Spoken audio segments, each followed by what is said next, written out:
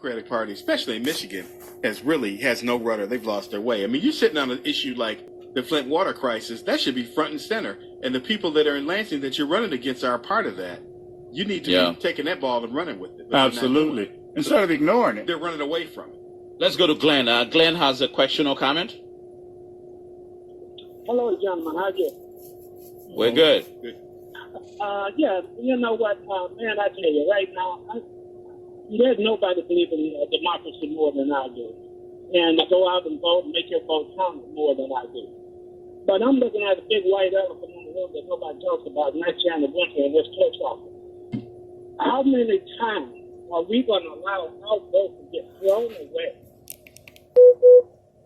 dismantled, tampered with?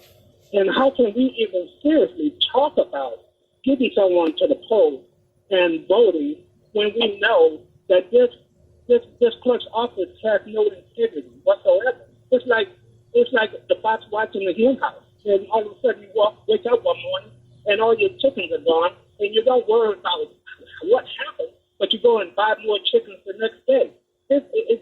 Is that insanity or what? All right. Thank you so much, Glenn. Sam, Glenn is talking about the clerk's office here in Detroit, Janice Winfrey. You know, the clerk just ran for re-election and was re-elected. Now, and I don't believe that's because she counted the votes. I know some folks will say that. I mean, there is a great or not so great conspiracy behind every tree. But I believe that, again, the people re-elected the clerk. And I believe that really happened. No question there have been major league issues about the conduct of that clerk's office, about the equipment in the clerk's office, about the staffing pattern of the clerk's office. But the real issues cannot be focused solely on that clerk in terms of what confronts us today. It's a legitimate issue. It's one of many issues that are out there before us. And I'm not passing the buck. I'm just saying that that's one factor, but it's not the factor. All right. On social media, Wanda Hamoud said the GOP has destroyed our state for the past 8 years. Look at our roads, schools, prisons, waters, and so on. It's time to join the MDP and vote them out.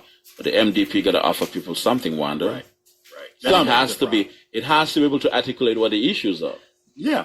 You know, I mean, they have to be able to articulate those issues. And then people, they don't have anything on the table that's forcing the people that need to vote to get up and vote. They're not, and I don't mean that in like a rallying issue, right? Exactly. That's exactly what I'm saying. There is no issue that people are excited about and that they care about that's going to get them off their behinds and get to the polls. And what is the MDP? Is it the MDP of the Bernie Sanders faction that beat down Hillary Clinton? Or is it the Michigan Democratic Party of Hillary Clinton using the Clinton playbook, because those same individuals are basically running the Democratic Party now? What Michigan Democratic Party are we speaking of that's capable of beating back Bill Schuette and the Republicans in November? So if they use that Clinton playbook, that's a losing playbook. Well, in Michigan, especially. One Democratic insider, Wanda said one fair wage is the issue to get them out. All right. But one Democratic insider, basically indicated that Schuette is biddable. He is. Schuette is biddable. But you got to bring something to the table. We can't just sit here and beat him by talking. And you've got to have a ticket capable of generating a turnout, a get out the vote effort. Yeah, I agree with you. I think having somebody black on that ticket is the first step to victory. But it can't just be a black person. No.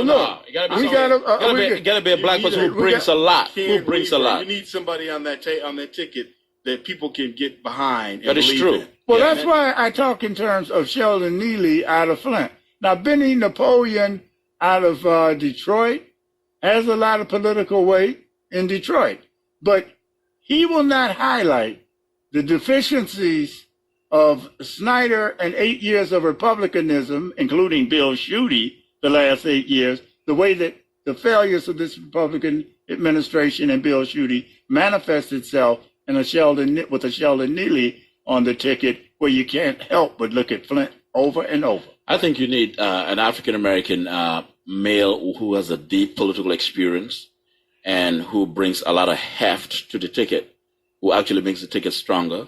And has to be someone who also, I think, is transformational too. Yeah, and Someone that brings instant credibility, and has been in the room and instantly garners respect. Somebody who's not a pushover either. Right. But I think in Michigan, you've got to put somebody on the ticket, like you said, that gives people the distinct choice between A and B. Right. And then right now, it's this. I see what the other caller said. It's all the same. When you look at that, it is. It's all the same thing. And it's not a choice. Right. And honestly, it's a ticket also that really, when you announce when you announce a running mate, I think it has to be someone that even the opposition has to think twice. Exactly. How they're going to come at the ticket. Yeah. Not a ticket that you announce a ticket and then they drink champagne and go to sleep and they say we'll see them in the morning. Yeah. And quite frankly, Sheldon Neely would put the Republicans in a state of fear more so than Benny Napoleon. I agree. They're not scared of Benny. Well, Mike from Livonia beat him in a black city. Well, I think it also beyond Sheldon Neely, maybe there are African-American men of stature here in Southeast Michigan, Sam, that could be, that would be a heft to the ticket. Well, yeah, we could look in the private sector. That's true. That is true. And I'm sure that we ought, but if they're smart and they're in the private sector, they probably don't want to fool with politics. No part of this. Absolutely. No, Absolutely. but they may have a penchant for public service. So this is all about public service. But I think what we want to see is someone who really, an African American male who brings a stature, and there's instant credibility, and a commitment, and who isn't afraid either. Right. And for those of you that may be wondering, why are we talking about males? Well, look at the projected Democratic Party ticket. All females. Isn't there room for a male out there somewhere? Yeah. That's true. We'll be right back after this break. Stay with us. It is Red Line here on 910 AM.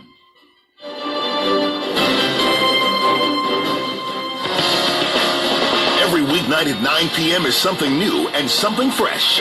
This is Todd Corser, and I want you to check out my show. Listen in and call every week as we explore government and hot topics. Tune in, raw and uncut. This is attorney Michael Schwartz at 910 AM Superstation, and you can hear me every Tuesday night starting at 9 p.m. Hello, Detroit. This is attorney Crystal Crittenden, and please tune in to my new show, The Truth Matters, on 910.